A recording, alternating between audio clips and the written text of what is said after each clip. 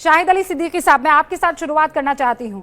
Sir मुझे ये बताइए कि जब पूरी दुनिया में इस वक्त कोरोना कहर बरपा रहा है, सऊदी अरब जहां से इस्लाम निकल कर आया है वहां कर्फ्यू लगा दिया जाता है, किसी मस्जिद में कोई नमाज नहीं पढ़ी जाएगी, और आप कह रहे हैं कि नहीं, घंटे भर के लिए आप मस्जिदों को खोल दीजिए, ईदगाहों को खोल दीजिए।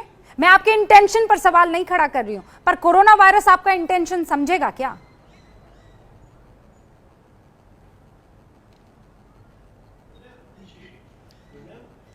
शाहिद साहब। हाँ, मैं इसका जवाब देता हूँ। देखिए, सबसे जी, मैं बीइंग एडवोकेट के अलावा astronomy, astrology and science of heaven, cosmology का भी मैं एक्सपर्ट हूँ और इल्म जाफ़र से भी ताल्लुक़ रखता हूँ। तो जिस दिन से ये कोरोना का लॉकडाउन शुरू हुआ उस दिन से सबसे पहले तो मैंने सुरैया तारे पे स्टडी किया कि ये 12 मई को निकलेगा और अक्टूबर नवंबर में डूबेगा। धीरे धीरे कोरोना का डिके हो जाएगा। पूरी साइंस ऑफ कॉस्मोपोलॉजी जो हमारे मुहिद्दीन इब्न अरबी और इस्लामिक स्कॉलर सीना और जलालुद्दीन सहरवर्दी, तीनों लोगों ने इस कुरान हदीस की व्याख्या से पूरी एस्ट्रोनॉमी और सोलर साइंस, एस्ट्रोफिजिक्स साइंस और थर्मोडायनेमिक्स प्रिंसिपल की वो थ्योरी कि टेम्परेचर लो से हाई में भी जा सकता है, नॉर्मली टेम्परेचर हाई से लो में जाता है। तो जो कॉस्मोस की पूरी थ्योरी है, सुरैया का पूरा अम्ब्रेला है जो फिल्टर के रूप में काम कर रहा है। और 12 मई के बाद अक्टूबर तक के बीच में धीरे धीरे ये सन रेज जो आ रही हैं लो टेम्परेचर से हाई टेम्परेचर के बीच, इस वक्त एस्ट्रोनॉमी भी कह रही है कि केल्विन टेम्परेचर हमारा 400 आउटर सरफेस पे है, तो और बहुत सारी विपत्तियां भी आ सकती हैं। तो इसमें हमारी सूर्य कुरान की माहौल बना रहे हैं। मैं आपको क्लियरली पूछना चाह रही हूँ, ठीक है, आप तारे के बारे में बता रहे हैं, एस्ट्रोनॉमी, एस्ट्रोलॉजी, जो भी जिसमें भी आपका इंटरेस्ट है रखिए सर, मुझे कोई प्रॉब्लम नहीं। कोरोना को इन सब में इंटरेस्ट नहीं है ना, कोरोना को तो इंसानों में इंटरेस्ट है।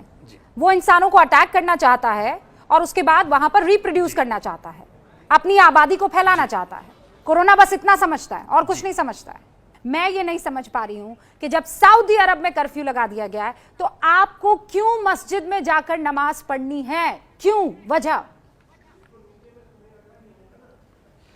हाँ, आप देखेंगे सऊदी गवर्नमेंट की जो हुकूमत है उससे हमारा लेना देना नहीं है। जो दुरुस्त इस्लाम है वो सुन्नी इस्लाम है, वो बरेलवी इस्लाम है। जो जैसे आप इसको समझने के लिए वो इर्दुगुल सीरियल में जो आपने इससे पहले 800 साल की सल्तनत उस्मानिया का जो इस्लाम है वो बरेलवी इस्लाम है, वो सुन्नी इस्लाम है। हमारे सुन्नी इस्लाम में सूरह कुरान चैप्टर 2 की 114 नंबर की आयत पढ़ लीजिए, उसमें साफ हुक्म है, उससे बढ़ के जालिम कौन, जो अल्लाह के घरों में, मस्जिदों में अल्लाह के जिक्र से रोके और उसको वीरान करने की कोशिश करे, उस पर अल्लाह का अजाब है। तो कहने का मतलब, अगर मुसलमान नमाज पढ़ने की बात नहीं करेगा, अपना राइट गवर्नमेंट के सामने नहीं रखेगा, तो हम जालिम हो जाएंगे। और ये गवर्नमेंट अगर हमारी बात नहीं मानेगी तो ये जालिम हो जाएंगे। 225 वाले वर्सेस भी पढ़ लीजिए ना, जिसमें खुदा साफ साफ कहता है कि मैं तुम्हारी अनइंटेंशनल ओथ पर तुम्हें नहीं कसौटी पर खड़ा उतारूंगा। खुदा साफ तौर पर कहता है कि तुम्हारे दिल में क्या है मैं उस पर तुम्हारी खबर लूंगा। हाँ, अब मुझे ये बताइए कि जबरदस्ती आप क्यों जाएंगे, जबरदस्ती आप क्यों नमाज पढ़ेंगे? गौरव भाटिया, हाँ, मुझे ये बताइए, योगी सरकार पहले इस्लाम का उसूल यही था। योगी सरकार का ये धर्म संकट है। कुरान की आयत 14 नंबर की आयत जब आ गई तो ये प्रिवेल करेगी। शाहिद साहब प्लीज, हम चाहते हैं पब्लिक गैदरिंग लार्ज की बात में नहीं करते। मैं मस्जिदों को वीरान होने से बचाने के लिए अगर 10 मुसलमान नमाज पढ़ने चले जाते हैं, कुवैत जैसी जगह में, कुवैत जैसी जगह में, शाहिद अली सिद्दीकी, कुवैत जैसी जगह पर अजान के शब्दों को बदल दिया गया है।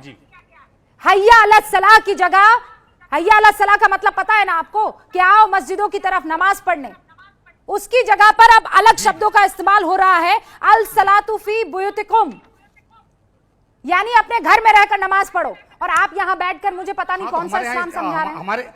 गौरव भाटिया, हमारे सुन्नी बरेलवी इस्लाम में अब कोई मुस्तहिद नहीं रह गया, सारे सुन्नी बरेलवी इस्लाम को नहीं मानते हैं, को इंटरप्रेट करने की किसी को पावर नहीं है। इस्लाम में फिरके मत बांटिए, अभी रुक जाइए। एबीपी न्यूज आपको रखे आगे।